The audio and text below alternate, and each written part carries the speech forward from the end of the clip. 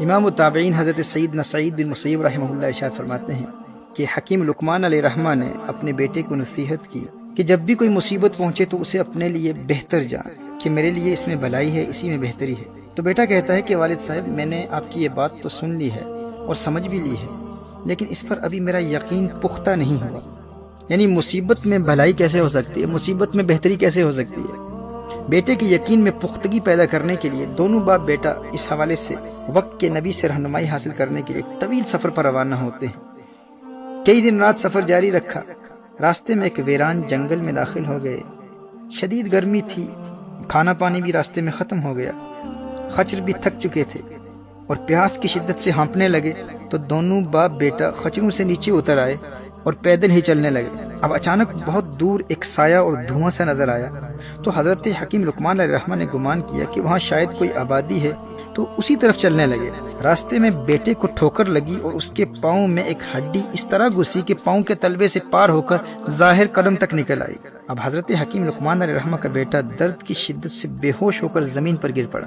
آپ نے بیٹے کو سینے سے چمٹا لیا اور پھر اپنے دانتوں سے ہڈی نکالنے لگے، اور پھر کافی مشقت کے بعد بالآخر وہ ہڈی نکل گئی۔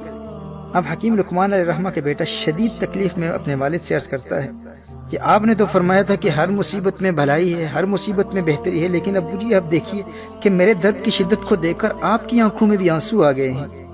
ہمارے کھانے پینے کی تمام اشیاء ختم ہو چکی ہیں، اس ویران جنگل میں بھوکے پیاسے اسی زخمی حالت میں اگر ہم رہے تو ہماری تو یہاں موت واقع ہو جائے گی۔ اب آپ بتائیے کہ اس مصیبت میں کون سی بھلائی ہے، اس میں کون سی بہتری ہے؟ آپ فرماتے ہیں کہ ہر مصیبت میں بہتری ہے۔ حضرت حکیم لقمان علیہ الرحمہ نے ارشاد فرمایا، بیٹے اس مصیبت میں بھی تمہارے لیے کوئی بہتری ہے۔ ہو سکتا ہے کہ اس چھوٹی مصیبت میں تجھے مبتلا کر کے تجھ سے کوئی بڑی مصیبت دور کر دی گئی ہو۔ محترم احبہ، ابھی آپس میں باتیں ہی کر رہے تھے کہ حضرت حکیم لقمان علیہ الرحمہ نے نظر اٹھائی اور وہاں دور جو دھواں نظر آ رہا تھا وہ غائب ہو چکا تھا، اور دور گھوڑے پر سوار سفید لباس زیب تن کیے ایک شخص نظر آیا جو بڑی تیزی سے ان کی طرف آ رہا تھا، اور جب وہ بالکل قریب آیا تو نظروں سے اوجھل ہو گیا، اچانک غائب ہو گیا۔ اور پھر ایک آواز آئی کہ میں جبرائیل ہوں اور مجھے صرف انبیاء علیہم السلام اور مقرب فرشتے ہی دیکھ سکتے ہیں۔ مجھے اللہ جل وعلا نے حکم فرمایا تھا کہ میں فلاں شہر اور اس کے آس پاس کے لوگوں کو زمین میں دھنسا دوں۔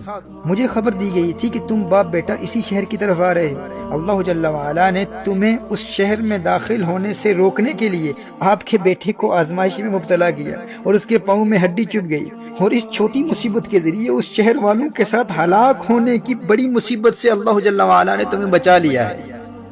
اللہ اکبر۔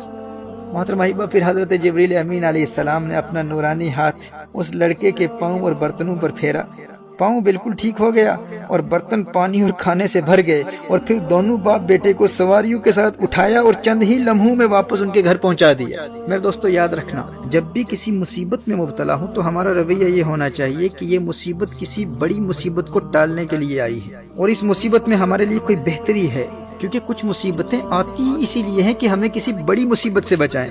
Remember, some hardships in life, some calamities, some afflictions are only inflicted upon us to avert greater afflictions, to save us and protect us from a greater calamity.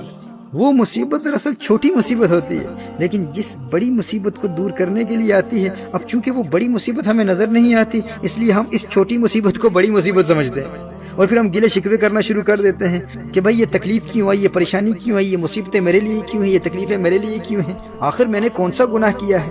محترم احبہ، اگر ہم صبر کرتے تو اس کے دو فوائد حاصل ہوتے۔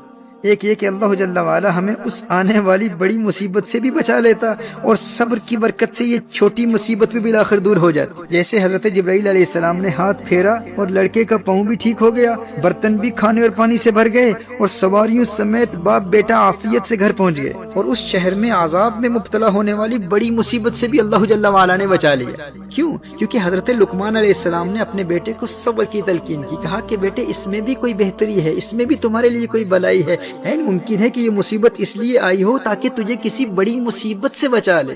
محترم احبہ، نبی کریم صلی اللہ علیہ وآلہ وسلم کا فرمان عالی شان ہے، اللہ جل وعلا کے فضل و احسان کا تقاضا یہ ہے کہ تم بیماری میں اس کے شکوے نہ کرو اور مصیبت کو پوشیدہ رکھو، مصیبت کو چھپا کر رکھو۔ اگر مصیبت پر شکوہ نہ کیا تو وہ مصیبت بھی ٹل جائے گی، اور جس بڑی مصیبت کو ٹالنے کے لیے آئی تھی وہ بھی ٹل جائے گی۔